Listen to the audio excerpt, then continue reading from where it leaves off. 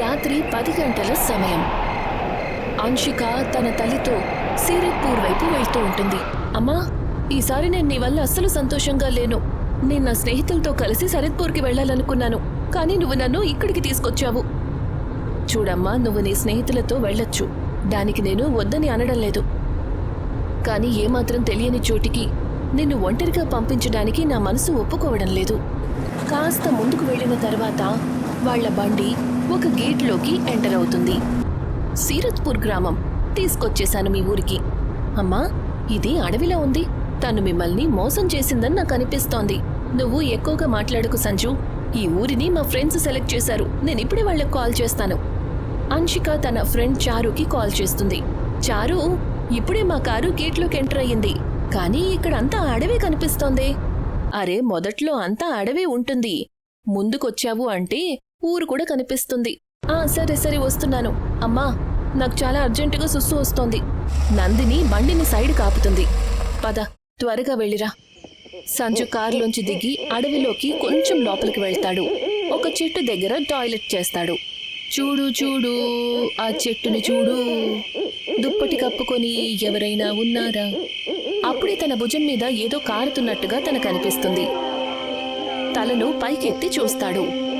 అప్పుడు తన కళ్ళను తను నమ్మలేకపోతాడు. చనిపోయిన ఒక ఆడపిల్ల శవం వేళ్లాడుతూ ఉంటుంది. తన జుట్టులో నుంచి రక్తం కారి నేల మీద పడుతూ ఉంటుంది. సంజు పరిగెత్తుకుంటూ కారులోకి వెళ్లి కూర్చుంటాడు. సంజు, ఏమైంది బాబు? అమ్మా, త్వరగా పద, త్వరగా ఇక్కడి నుంచి పద. సంజు భయపడ్డం చూసి నందిని వెంటనే కార్ని ముందుకు పోనిస్తుంది. సంజు కళ్లల్లో ఇంకా ఆ మొహం కనిపిస్తూనే ఉంటుంది. చెట్టుకి వేళ్లాడుతున్న అమ్మాయి, తన జుట్టులోంచి కారుతున్న రక్తం. వాళ్ల కారు ఇంకా ముందుకు వెళ్లి ఆగుతుంది. వాళ్ల కారు అక్కడ ఆగి కొన్ని సెకండ్లే గడుస్తాయి. అప్పుడే కొంతమంది వాళ్ల దగ్గరికి వెళ్తారు. నందిని గారంటే మీరేనా? అవునండి, నేనే నందినిని. తను నా కూతురు అంశిక. రండి అంశిక గారు, రండి. మీ ఫ్రెండ్స్ చారు ఇంకా జియా మా గెస్ట్ హౌస్లోనే ఉన్నారు. Thank you. ఆ వ్యక్తి వాళ్ళని తీసుకుని గెస్ట్ హౌస్ వైపు వెళ్తాడు.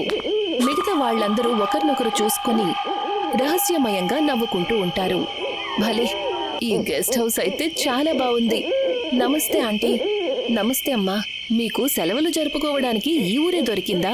ఇంకే చోటు దొరకలేదా మీకు? ఆంటీ, ఇక్కడ హిల్ స్టేషన్ ని మీరు చూసారంటే మీరు కూడా ఫ్యాన్ అయిపోతారు. సరే చారు, జియా, పదండి, రేపు ఉదయం కలుద్దాం, సరేనా? ఇక అంశిక వాళ్ల అమ్మ ఇంకా సంజుతో పాటు ఒక గదిలోకి, అలాగే చారు ఇంకా జియా తమ గదిలో ఉంటారు. అప్పుడే చారు అంశికకి కాల్ చేస్తుంది.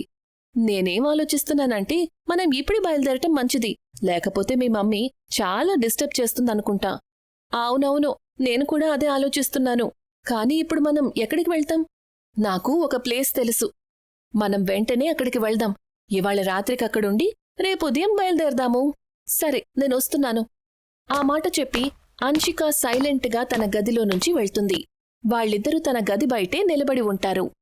ఇక త్వరగా ఇక్కడి నుంచి బయలుదేరదాం, పద. పదండి. వాళ్ళు ముగ్గురు అక్కడి నుంచి బయలుదేరతారు. వాళ్ళకేమాత్రం తెలీదు, ముసుగు వేసుకున్న ఒక ఆడమనిషి ఆ సమయంలో కొంత దూరంగా నిలబడి వాళ్ళనే చూస్తోందని. అలా చూడు, సెక్యూరిటీ ఇంకా లేచే ఉన్నాడు. తను మనల్ని వెళ్ళనివ్వడు. భయపడకండి పిల్లలు, నేను మిమ్మల్ని ఆపను. అంకుల్, మేము ఎంత నెమ్మదిగా మాట్లాడుతున్నాము, అయినా మీకు మా మాటలు ఎలా వినపడ్డాయి? పిల్లలు, పల్లెల్లో వాళ్ళ చెవులు చాలా చురుగ్గా ఉంటాయి. మీరేం కంగారు పడకండి. మీరెక్కడికి వెళ్ళాలనుకుంటున్నారో అక్కడికి వెళ్ళండి. థ్యాంక్ యూ అంకుల్, మీరు చాలా మంచివారు. వాళ్ళు ముగ్గురు సంతోషంగా అక్కడి నుంచి బయలుదేరతారు. వాళ్ళు వెళ్ళగానే ఆ వ్యక్తి రహస్యమయంగా నవ్వుతూ ఇలా అంటాడు. ఇక్కడి నుంచి బయలుదేరకపోతే తన ఆకలి ఎలా తీరుతుంది? వాళ్ళు ముగ్గురు దట్టమైన అడవిలో ముందుకు వెళ్తారు. మీరు నన్ను ఈ అడవిలోకి ఎక్కడికి తీసుకువెళ్తున్నారు? అరే, ఇది షార్ట్ కట్. నువ్వెందుకు భయపడుతున్నావు? మేమున్నాం కదా నీతో పాటు. అడవిలోంచి విచిత్రమైన జంతువుల శబ్దాలు వినిపిస్తుంటాయి. వాళ్ళు ముగ్గురు కూడా భయపడుతుంటారు, కానీ ఒకరికొకరు ఆ విషయం తెలియనివ్వరు. అప్పుడే ఉన్నట్టుండి వాళ్ళు ఆగిపోతారు. వాళ్ళు చూసేసరికి ముసుగు వేసుకుని ఉన్న ఆ ఆడమనిషి వాళ్ళ ఎదురుగానే ఉంది. ఆవిడ నెమ్మదిగా మాట్లాడకుండా వాళ్ల దగ్గరికే వస్తుంటుంది. నాకిక్కడ ఏది సరిగ్గా అనిపించడం లేదు. వాళ్ళు ముగ్గురు ఆవిడ దగ్గర నుంచి దూరంగా వెళ్ళిపోతారు. ఎవరావిడ? ఒకవేళ దెయ్యం కాదు కదా? అరే, దెయ్యాలంటూ ఏమీ ఉండవు. ఎవరో పిచ్చావిడ అయి ఉంటుంది. నువ్వెందుకింత భయపడుతున్నావు? ఇప్పుడు ఆవిడ కూడా ఇక్కడ లేదు కదా. అప్పుడే ఒక చెట్టులో నుంచి ఒక తీగ వచ్చి జియా కాలికి చుట్టుకుంటుంది. జియా ఒక్కసారిగా ఆ తీగ కారణంగా గాలిలో వేళ్లాడుతుంది. అది చూసి వాళ్ళిద్దరి పరిస్థితి దారుణంగా మారుతుంది. ఇక్కడ ఏం జరుగుతోంది? ఎవరు చేస్తున్నారు ఇదంతా? అప్పుడే ఒక భయంకరమైన దెయ్యం అక్కడికి వస్తుంది. జియా కింద నేల మీద పడుతుంది. ఆ రాక్షసి ఏమాత్రం ఆలస్యం చేయకుండా జియా కడుపును చీరేస్తుంది. రాత్రి నిశ్శబ్దంగా ఉన్న సమయంలో ఆ శబ్దం చాలా భయంకరంగా అనిపిస్తుంది. అన్షిక ఇంకా చారు ఇద్దరూ తమ గుండె కొట్టుకోవడాన్ని వినగలుగుతారు. జియా శరీరాన్ని పూర్తిగా చీరేసిన తరువాత ఆ రాక్షసి వాళ్ళిద్దరి దగ్గరికి వెళ్తుంది. చారు పరిగెత్తు! చారు ఇంకా అన్షిక పరిగెడతారు. వాళ్ళు తమ ప్రాణాల్ని కాపాడుకోవడానికి దాక్కునే చోటు అసలు ఎక్కడా కూడా కనపడలేదు. అప్పుడే వాళ్ళకి ఒక గుహ కనిపిస్తుంది. అప్పుడు వాళ్ళిద్దరూ ఏమాత్రం ఆలోచించకుండా అందులోకి వెళ్ళిపోతారు. మీరిద్దరూ నా నుండి తప్పించుకోలేరు.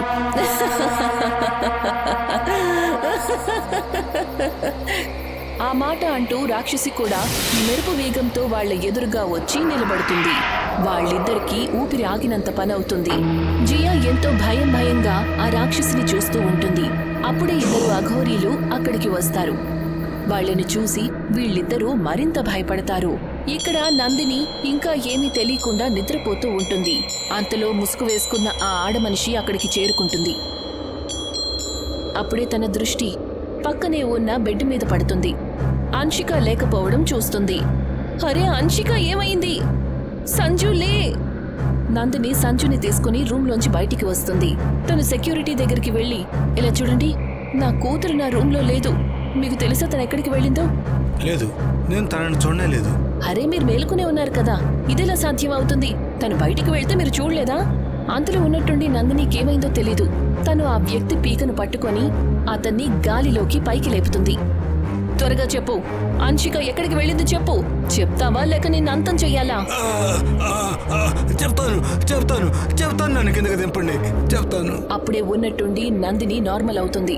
ఆ వ్యక్తి నేల మీద పడతాడు. నందిని ఆశ్చర్యంతో అతన్ని చూస్తుంది.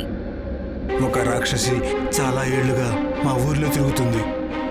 ప్రతి వారం ఒక అమ్మాయిని తీసుకుని వెళ్తుంది. ఆ తర్వాత తనని అంతం చేసి తన శవాన్ని చెట్టుకు వేలాడదీస్తుంది. మేము తన వల్ల చాలా విసిగిపోయాం. అందుకనే మా ఊర్లో ఉన్న ఒక గొప్ప తాంత్రికుడు తనతో మాట్లాడాడు. నాకు 2 ఆడపిల్లలు కావాలి. వాళ్ల భుజం మీద ఒక నల్లని గుర్తు ఉండాలి. వాళ్ళిద్దరినీ బలిచ్చిన తరువాత నా శక్తులు రెట్టింపవుతాయి. నేను శాశ్వతంగా యవ్వనంగా అందంగా మారిపోతాను. నాకు ఆ 2 అమ్మాయిలు దొరకనంత వరకు నేను ఇలాగే మీ ఊర్లో ఉన్న వాళ్ళందరినీ చంపుతూ ఉంటాను. అప్పటి నుంచి అటువంటి ఆడపిల్లల కోసం వెతుకుతూనే ఉన్నాం. ఒక అమ్మాయి మాకు దొరికింది కూడా. మేము తనని ఆ రాక్షసికి అప్పగించాం కూడా. ఆ రాక్షసి తనను బలి తీసుకుంది. ఇక ఇప్పుడు తనకి 2వ అమ్మాయి కూడా కావాలి. మీ అమ్మాయి ఈ ఊళ్ళోకి వచ్చినప్పుడు అప్పుడే మీ అమ్మాయి భుజం మీద ఆ గుర్తును కూడా చూసాము. అందుకని మేము తనని ఆ రాక్షసికి అప్పగిద్దామనుకున్నాం. కానీ మీ అమ్మాయి తనంతట తానే తన స్నేహితురాలతో ఇక్కడి నుంచి బయలుదేరిపోయింది. కథంతా విన్న తర్వాత నందిని చాలా కంగారు పడుతుంది. తను వెంటనే గెస్ట్ హౌస్ నుంచి బయలుదేరి గుహ దగ్గరికి వెళ్తుంది. నాకు ఆ శక్తి ఎక్కడి నుంచి వచ్చిందో అసలు అర్థం కావడం లేదు. ఇక్కడికి వచ్చినప్పటి నుంచి ఏదో ఒక విచిత్రం జరుగుతూనే ఉంది. ఇక్కడ నందిని ఒక పోల్కి కట్టేసి ఉంటుంది. ఆ రాక్షసి 2 అఘోరీలతో వాళ్ల ఎదురుగా కూర్చుని ఉంటుంది. తను మళ్ళీ మంత్రం చదువుతూ ఉంటుంది. అప్పుడే ఒక అఘోరీ నిలబడతాడు. తను అన్షికాని విడిచిపెట్టి తనని రాక్షసి ముందు కూర్చోబెడతాడు. రాక్షసి ఏమాత్రం ఆలస్యం చేయకుండా తన దగ్గర ఉన్న కత్తిని తీసుకుంటుంది.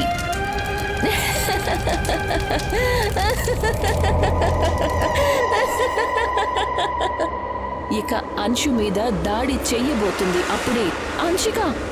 నందిని అక్కడికి వస్తుంది. తను వెంటనే అన్షికాని తన వైపు లాగేసుకుంటుంది. నువ్వెక్కడి నుంచి వచ్చావు? నందిని హన్షికాని గట్టిగా హత్తుకుంటుంది.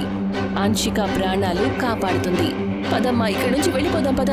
తను హన్షికాని తీసుకొని పరిగెడుతుంది. అంతలో అఘోరీలిద్దరూ నిలబడతారు. వాళ్ళిద్దరినీ పట్టుకుంటారు. హన్షిక, మామ్! అఘోరీలిద్దరూ కూడా నందినిని గుహలో నుంచి బయటికి తోసేస్తారు. నందిని ఒక రాయికి కొట్టుకుంటుంది. దానివల్ల స్పృహ కోల్పోతుంది. అప్పుడే ముసుగు వేసుకున్న ఆడమనిషి తన ముందుకు వస్తూ కనిపిస్తుంది. ఆవిడ నందినికి చాలా దగ్గరగా వస్తుంది. ఆ తర్వాత ఉన్నట్టుండి పొగలా మారి తన శరీరంలో కలిసిపోతుంది. లోపల ఆ రాక్షసి హన్షికాని బలివ్వడానికి సిద్ధంగా ఉంటుంది. నందిని లోపలికి వెళ్లి తనని చంపేయండి. అఘోరీలిద్దరూ నందిని దగ్గరికి వెళ్తారు. కానీ ఈసారి నందిని అఘోరీలిద్దరినీ పట్టుకొని వాళ్ల పీక నొక్కేస్తుంది. వాళ్ళిద్దరి నోటి నుంచి రక్తం కారుతుంది. ఆ తర్వాత చనిపోతారు. నందిని వాళ్ళని వదిలేస్తుంది. ఆ తర్వాత తను రాక్షసి దగ్గరికి పరిగెడుతుంది. ముందు నిన్ను చంపేస్తాను. అప్పుడే నందిని శరీరంలో నుంచి ఆ ఆత్మ బయటికొస్తుంది. దాన్ని చూసి రాక్షసి పూర్తిగా భయపడుతుంది. నువ్విక్కడికి ఎలా వచ్చావు? నేను నీ ఈ గుహ లోపలికి రాలేను. అందుకనే నేను నందిని శరీరంలోకి ప్రవేశించాను. నిన్ను అంతం చేయడం కోసం వచ్చాను. ఆ మాట విని రాక్షసి ఆశ్చర్యపోతుంది. ఆత్మ కత్తిని తీసుకుని రాక్షసి పీకను ఒక్క దాడితో నరికేస్తుంది. రాక్షసి శరీరానికి నిప్పంటుకుంటుంది. తను అంతమవుతుంది. ఎవరు నువ్వు? నేను ఒక తల్లిని. నా కూతురుతో పాటు 2 నెలల క్రితం ఇక్కడికొచ్చాను. ఊర్లోని వాళ్ళు తనని ఈ రాక్షసికి అప్పగించారు. తనని కాపాడుతూ నేను కూడా మరణించాను. కానీ నేను ఒట్టు పెట్టుకున్నాను. నేను ఈ రాక్షసిని అంతం చేసే ఈ లోకం నుంచి వెళ్ళాలి అని. తనని కేవలం ఎప్పుడు చంపగలను అంటే తను తన ఆఖరి బలిని తీసుకున్నప్పుడు. కానీ నేను ఈ గుహలోకి ప్రవేశించలేను.